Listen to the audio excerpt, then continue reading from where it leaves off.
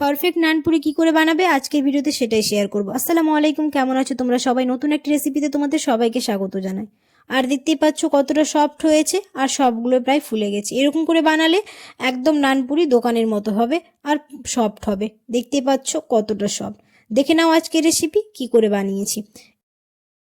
যারা আমার ভিডিওটি দেখছো অবশ্যই চ্যানেলটিকে সাবস্ক্রাইব করে দিও, পাশে থাকা বেল আইকনটাকে প্রেস করতে একদমই ভুলো না। যদি ফেসবুক থেকে দেখো তাহলে অবশ্যই পেজটাকে ফলো করে দিও। এখানে নিয়েছি হচ্ছে 3 বাটি ময়দা, দিয়ে দিলাম হচ্ছে পরিমাণ মতো নুন, 2 চা চামচ চিনি আর দিয়ে দিব হচ্ছে 1 চা চামচ বেকিং পাউডার।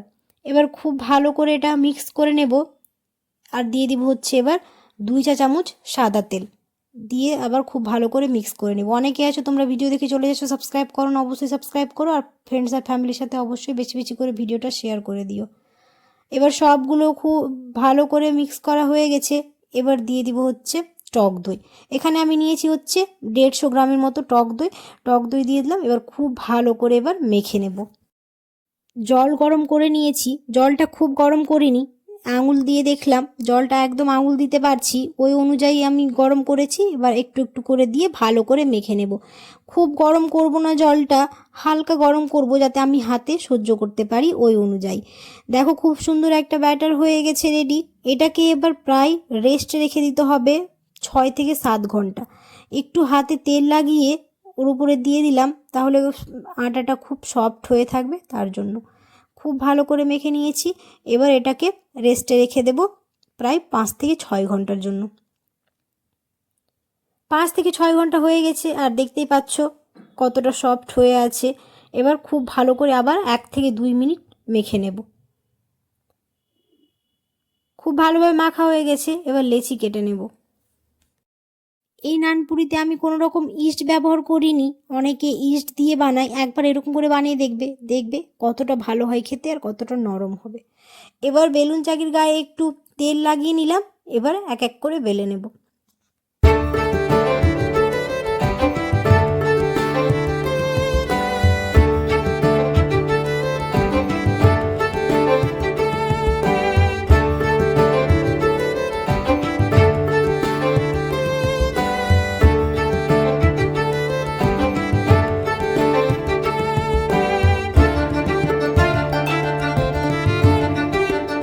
এরকম করে সবগুলো বানিয়ে নেব।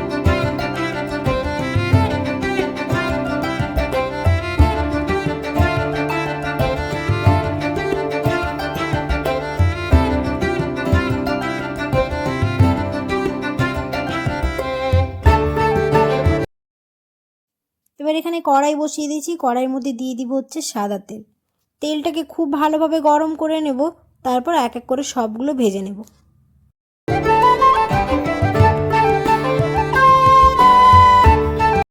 তেলটা খুব ভালোভাবে গরম হয়ে গেছে, এবার এক এক করে সবগুলো ভেজে নেব।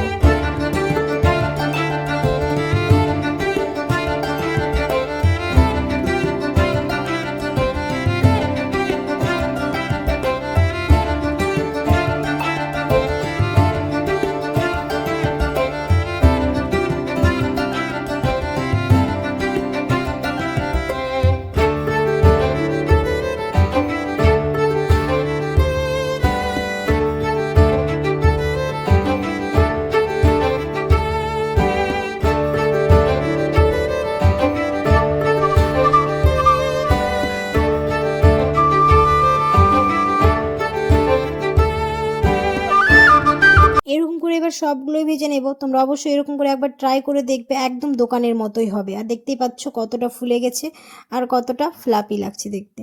চলো তাহলে আজকে ভিডিওটা এখানেই শেষ করছি। কেমন হয়েছে রেসিপিটা অবশ্যই তোমরা কমেন্টে জানাতে ভুলো না। আর যদি ভিডিওটা ভালো লেগে থাকে তাহলে অবশ্যই একটা লাইক করে দিও। দেখা হবে খুব শিগগিরই পরের একটি নতুন রেসিপিতে। সবাই খুব ভালো থাকবে, সুস্থ থাকবে, সাবধানে থাকবে। আল্লাহ হাফেজ। আর সকালের জল খাবারের জন্য হোক বা রাতের ডিনারের জন্য একদম এরকম ফুলকো নান রুটি থাকলে একদম জমে যাবে।